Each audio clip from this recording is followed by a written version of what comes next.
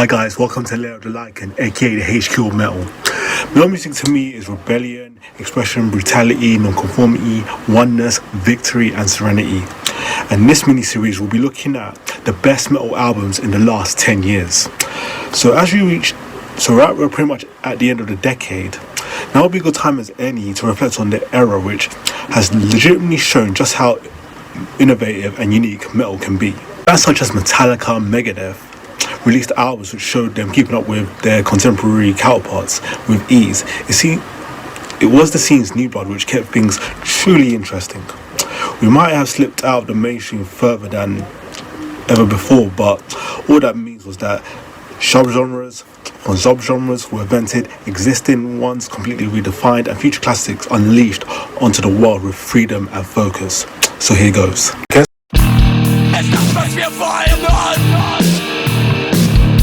Against the odds, Voivod's 13th studio album turned out to be a lucky one.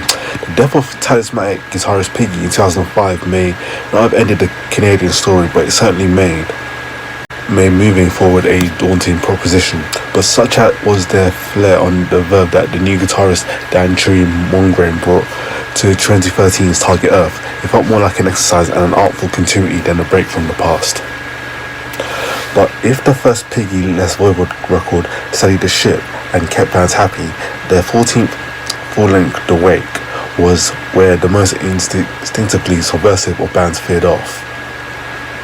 Seminal were another of those wonderful willfully tangents that brought us the seminal likes of Nothing Face and Outer Limits. 56 minutes of the wildest and densest music made in a long time. It was mistakenly Voivod, but somehow bigger, more colourful and more avowedly psychedelic than ever before. Opening track Obsolete Benigns was partly a red herring.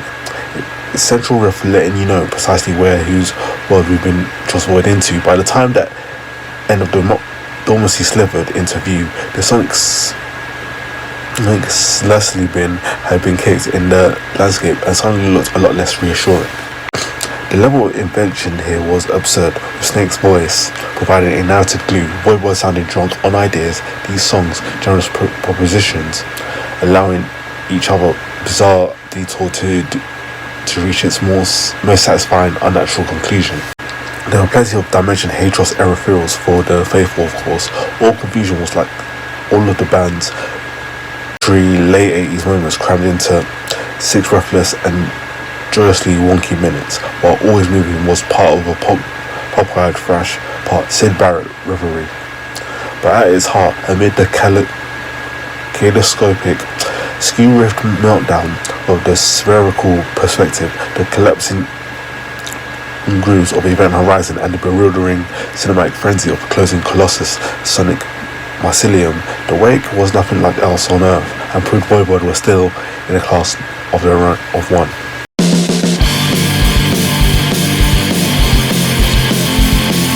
There's enough trauma in the world right now that even the tiniest crack of light is something to cling to. For Baroness, that crack of light came in the shape of their 4th album, Purple. In August 2013, a horrific bus crash almost wiped the band out, and leaving singer-guitarist John Baisley hospitalized and in danger of losing his arm. Purple was the product of both personal trauma and Blaze's long and painful physical rehabilitation. Purple simultaneously built on what Baroness's previous albums had achieved and reigned in sometimes overwhelming sprawl. Shot Me came clad in heavy metal drag, fuzzy guitar, tumbling drums, but its deceptively simple yet electrifyingly huge chorus indicated keener minds at work. Lyrically purple-eyed, on the side of the battered, she cuts through my ribcage and pushes the pills deep into my eyes, sang blazing on the undulating, spiritually dislocated 7-minute centerpiece, Chlorine and Wine. His arid, hollow, possessed, and the same lyric effectiveness of that of Jazz Coleman, it wouldn't have won him the 2015 series of The Voice, but it would have carried all the urgency and desperation you'd expect from a man who once woke up with a 20-ton bus on top of him. You have to be a shrink to work out that Purple was a work of pure catharsis, and it is sometimes tortured one at that. But whether they meant to or not, Baroness had made an album that brimmed with hope, and that one was on it one hell of an achievement.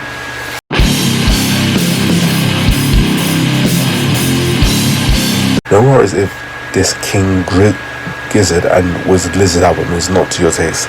They'll probably have made another 5 by the time you read it. Some of their fan base may have relied on that consolation of the 15th album, their second in 2019, because Infest the Rats Nets dished the band's previously trademark quirk pop for a crack at a big for a refresh metal.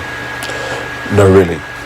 It could have been as cringeworthy as a sludgecore band attempting reggae, but while tongues may have edged towards cheeks on lyrics such as Perillion's reference to eating sinners for dinner, their passion for thrashing sounded pretty real. One-man Steve McKenzie nailed a Hepford-esque gurgle from the galloping squirrel splattered open on Planet B, and it was hard to resist the rat-tat-tat, starring a vocal soft-emulate of a insistent turbo south churn of Mars for the Rich. Ambient free jazz next? Who cares?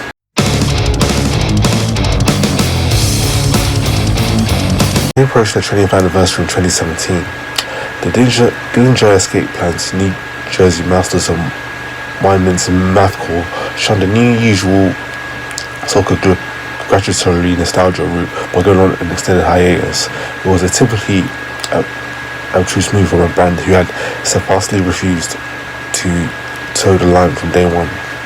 Disassociating frequently building content seemed a very fitting way to bow out. That sonic bedrock of scattershot and the simply nimble mutant hardcore remained firmly intact on the open limerent death and the rampaging jazz-sodden Lowfields Boulevard, while their knack of jamming strange but irresistible melodies into an ultra-hostile din once again bore fruit on the dense melons of honeysuckle.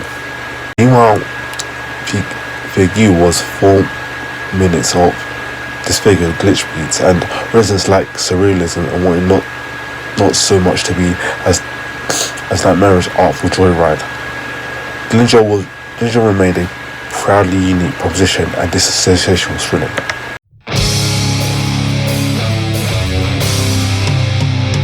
The end of Shriek Shriek, the lightning rather lovely song that closed the debut album by Mongolian sensations The Who.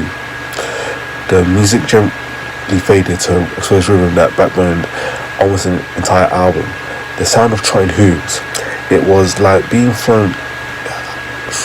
shown how a great piece of magic works, with the real enhancing the cleverness of the trick rather than spoiling it. For the Gehrig was a remarkably clever album. There had been attempted before this kind of thing, combining the throat singing and folk melodies of Central Asia with Western rock music, but never so subtly and nor smartly. I like the great Tuvan rock band Yatka, or more recently Tango Cavalry. The Who resisted the temptation to ramp up the volume in pursuit of global appeal, instead finding an audience through a series of spectacular videos that amplified the band's visual appeal rather than aligned the sound with any number of take-a-pick stadium fillers. While shifting the sonics too far from their roots, The Who created an album that felt epical, from the viral smashes of You, Wolf Totem and the great Genghis Khan, through the epic sweep of the Song of Woman and the foreboding chug of the same. It was the music of the intense drama and waxing beauty. It was music that somehow painted a vivid portrait of the land from which it had sprung. Music that didn't shy away from covering subjects unusual in heavy metal. The legend of the mother song reflected on the power of a mother's love for her offspring, and it was music that somehow felt both similar and comforting. It was as if we've all grown up throat singing with the shrill harp and the was-head violin and the three-string lute. Such was its power.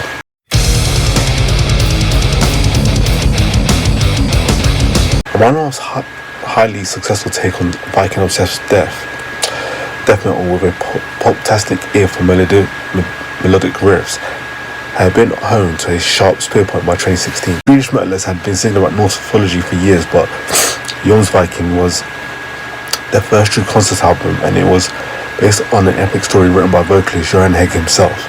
His primary inspiration was the Jomsvikings, a fearsome clan of warriors from the 10th to 11th century who would accept anyone willing to swear allegiance to their cause. There were plenty of grin-inducing moments that had rightly earned them by popularity, apart from when first killed Head out of the traps and continued through the anthemic, absolutely fantastic, not quite title track, Where the Vikings. These two, along with crunchy rapid fire attack on a Sea of Blood and the sing-along Ready to Raise Your Horns, made sure Jomsviking had things you most want from a 1.5 album, songs you can immediately remember that are going to sound massive live. By and large, this was killer business as usual from 1.5. True to form, your Viking slayed.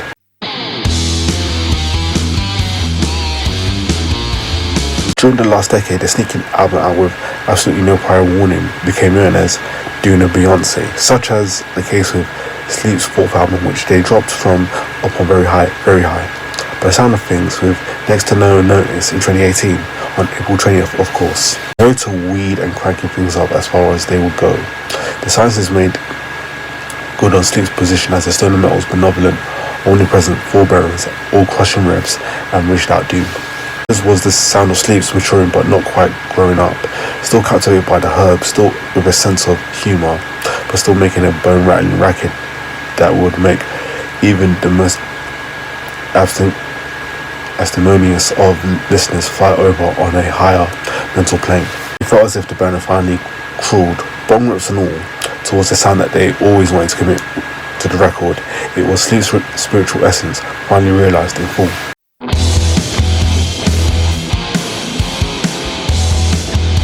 Korn may have made a career from exposing the chaos and darkness inside their collective psyche, but even by their combustible standards, the year leading up to the Nothing had been unbelievably traumatic, with the passing of Jonathan Davis' wife Devon in August prior. Although it might sound trite to say, Davis can be proud of the way he channeled that trauma to create a powerhouse of an album. From the 9-second opener that then begins, we were left in no doubt that this album would be a traumatic experience, that the intro consistent honesty of exclusive haunting bagpipes and Jonathan screaming through inconsolable tears. The next few tracks proved Davis had hugely developed as a vocalist, with both Cold and You'll Never Find Me showcasing the brutal death metal growl he had been perfecting alongside his trademark croon. At the end of the latter track, we heard him breaking down in the studio, and House of Pain felt undeniably real. Nothing was powerful as this band had felt in a very long time. For every good thing I do, there is a price to pay. He sang on closer on Surrender to Failure, and only those with a heart or so would have struggled to empathise with him. Korn had been on a run of form over the last decade, but no one could have predicted that they would recapture that unique feeling of genuine darkness. It took something deeply and tragically sad for that to happen, but Davis can take a crumb of solace that his catharsis here will have almost certainly inspired many more people to fight with their own demons once again.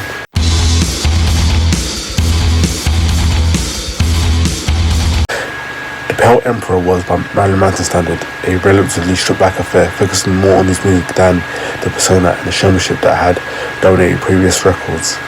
It was a good move on his part. It was dominated by unsurprisingly musical styles, slow-paced, strutting grooves, and with bluesy undertones that sounded likely that they belonged in a smoky strip club, with an opening killing strangers setting the tone, and stomping industrial anthems with hints of electronica that were made for an underground goth club night, particularly the pumping beats of Deep Six. There were variety in sound. Cupid Carries a Gun, it had a shadowy country track, while Worship My Work, one of the album's more somber songs, was swathed in the darkness that gave it an apocalyptic feel, and Manson sounded gut-wrenchingly emotional in his wails. Whether it was a return to form or comeback in the classic rock and roll sense, all depending on what you made of Marilyn Manson's career, be it monstrous public enemy of his reckless formative years, or an ever-evolving artist, multiple layers and personas in the mold of his idol David Bowie. Either way, the Pale Emperor's real triumph was it firmly reached 75's ability to on occasion still be a relevant relevant musical force.